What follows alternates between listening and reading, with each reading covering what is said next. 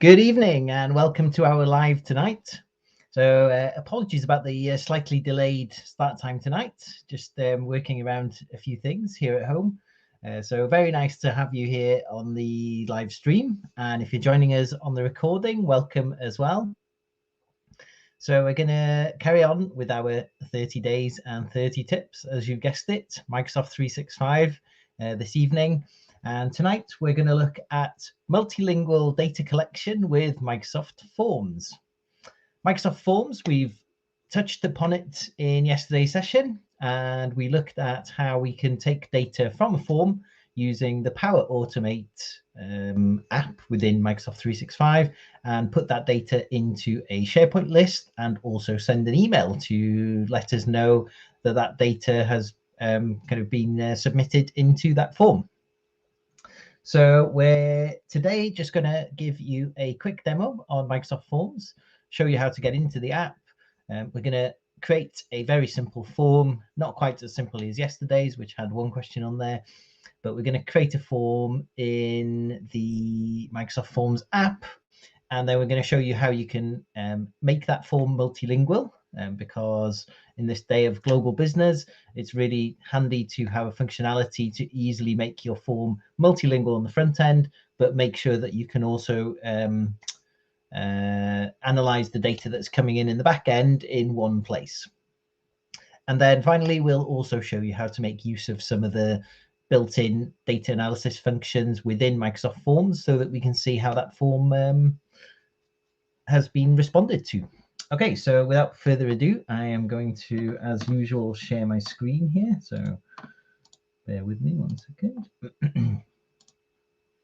Apologies if there's any particular stuttering on the live tonight. I'm not sure why my computer seems to be running at full pelt.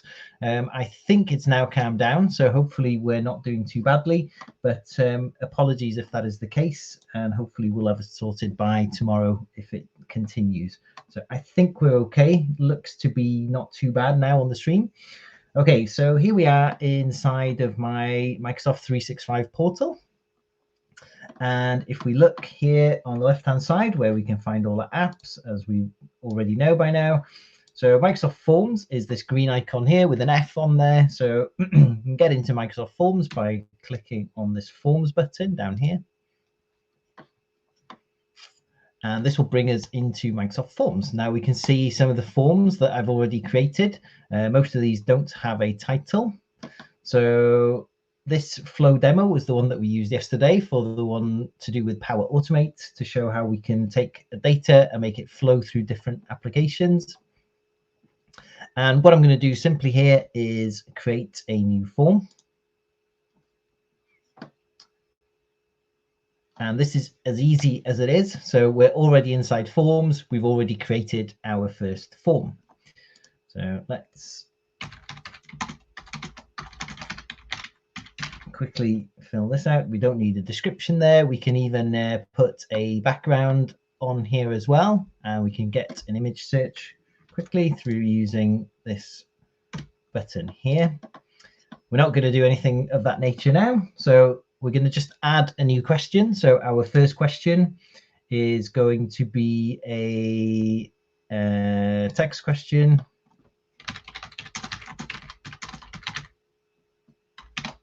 Okay, so what is your name? There we go. Now this is a simple question. We're just going to leave it there. We can even have a media piece to go with this question also.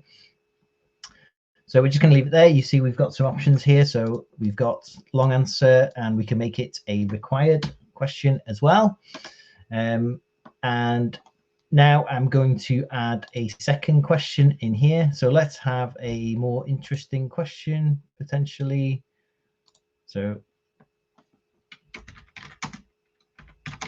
let's ask people when was their date of birth. So you can see here, as I've been going along as well, Forms is giving me some clues as to what I can do within this app. So here now it's telling me that I can share my form from here. This popped up here and said that there was a new function called branching in a new place. So we've got 3 dots there, and we can add branching here. So it already showed us where that functionality was and where that functionality was coming in. Okay, so we've got two very simple questions there. I'm keeping it really simple for the purposes of this demo today because I don't want to take up too much time putting this form together. So two very simple questions, and I am now going to show you how we can make this form multilingual. So if I head on up here to the top right, you can see there's 3 dots right here at the top right. So if I click on these 3 dots, you'll see that we've got an option here for multilingual. Okay, so this is one of the huge benefits of using Microsoft Forms. In some aspects, it's not as powerful as some form builders out there, but the fact that you can have a proper multilingual form that has different skin for each language and brings back that data into one form is a real big benefit of Microsoft Forms. So I'll click on multilingual up here at the top. So the primary language, we'll leave it as English. So that's our primary language there. And what we want to do here now is add an additional language. So I am going to add an additional language, and I'm going to use my first language here.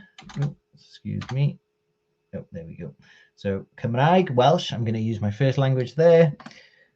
Okay, and now I've added Welsh as a potential, as a language for this form, as a secondary language, additional language for the form.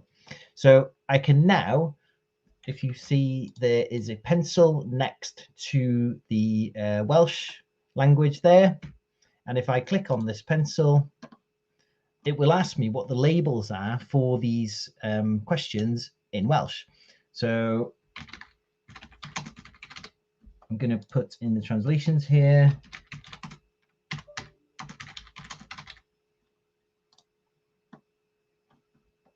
And the date of birth is, there we go.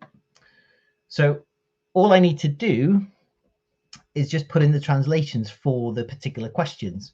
So Microsoft have put in some of the placeholders for me already. So they've put in a placeholder here, and they've also put in the, well, actually, we might need to, yeah, so there we go.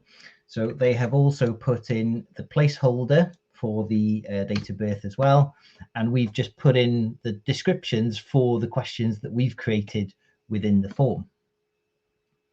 So there we go. Multilingual up here at the top, 3 dots, multilingual. There's a primary language for the form, and then we can add additional languages for that form, depending on which languages we want to set up the form in. And all of those answers will come back, regardless of whether it's in Welsh or English. Obviously, if you have written answers, they might come back in a different language, but they will all come back to the same form. Okay, so how do we see this form now out there in the wild? So this is where we want to head on up again to the top right-hand side, and we go to share here. So I'm going to click on share here at the top. Okay, so here is the URL for the form. So this is the link that people need to have in order to access the form. It's usually better to try and shorten the URL as well, because you can see here that it's a pretty long URL. So you might not want to kind of include that in your emails or your communications, whatever. So if we click on shorten URL, it will give us a much nicer kind of link there. So we can copy that as well. We can also change these options here. So only people in my organization currently can respond. Now, one of the main things to be aware of here is that if we change this, so if we wanted external people to be able to respond, we would have to change it to anyone can respond. And I'm going to do that now. But just be aware that there is a functionality that doesn't work if you change your form to anyone can respond, you can't use the file upload control on these forms. So external people can't use the file upload control on your form. And as such, if you have a form that's set to anyone can respond, it won't let you save the form, and it will complain that you can't use that feature at all within your form because it's not available for external users. So we'll change this to anyone can respond, because we haven't got any of those interesting questions or any file uploads or anything that's taking place here. So here we go. We've got our URL here, and we've set it to anyone can respond. So I'm going to open up a new tab here in my browser. I'm just going to paste this URL that I've just copied into here. So here's our beautiful looking form, and you can see up here at the top right hand side of the form we have a drop down for languages.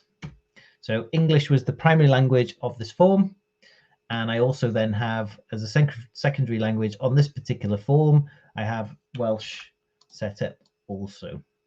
So I can click on Welsh, Cymraeg, and I can then fill out my form in Welsh, in Gymraeg, and that means that all that data is still going back into the same back end of the form, but it means that I'm giving my users that choice, and it means that, you know, kind of I can give my user the choice of working in the language that they prefer. So let's just fill in this form quickly, and I'm just going to choose a random date here. I'm not that young, as you may have guessed. So that data has gone in. Let's put something else in, and let's change that to something more like that. There we go. So we've got two answers in there now. Okay, there we go. And that's the front end of the form. So as you can see, that's the front end of the form there. If I change it back to English, then I get the English aspects of the form. Remember, when you're creating these forms, it's very easy to create the form, but you still should adhere to any kind of data protection and data sovereignty, for example, rules that your organization might be subject to. So let's close down this tab here. So we're back into our form now, and what you can see is that there are two responses that have come in to the form. We can click on this responses tab, and we can see some data already about the form. So we can see how long it's taken to complete. We can see how many responses we've had. It's still active. And then we can also see the responses, and we can get some details about each of these questions. So really quick kind of overview analytics that we can look at the form. And as you can see there, more details. So we can see all the responses that have come in that form. If we want to do something a bit more advanced also with those results, we can view the results, and we can kind of view each form as they came in. So we can see the first form took quite a while to fill out, and the second one took a lot less. And we can also open this in Excel. So let's open that in Excel.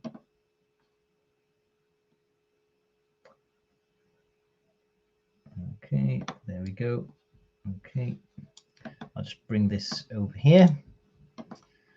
And here we have it. So you can see these forms were filled out anonymously because they were external forms. We can see which language people used to fill out the form, and then we can also see what were the answers that were put into that form. And we can analyze it then in Excel and use all of Excel's analytical powers to analyze all of that data. Okay, right, that's what I wanted to show you today. So very quickly, we went through setting up the form, getting into forms in the first place, setting up the form, making it multilingual, and then heading back into the form and being able to analyze the data within that form. Okay, so I'm just going to remind you our website is just running down at the bottom there. So we have got a blog that's just been released, which goes alongside one of our lives from the other day, which was Microsoft Viva. So head on over to have a look at that. And also, I'm just going to let you know about our Facebook group. So we've got a Facebook group that we've started, and we really want to get some conversation going in this Facebook group where we can kind of share tips, tricks, you know, and help you guys really with your requests.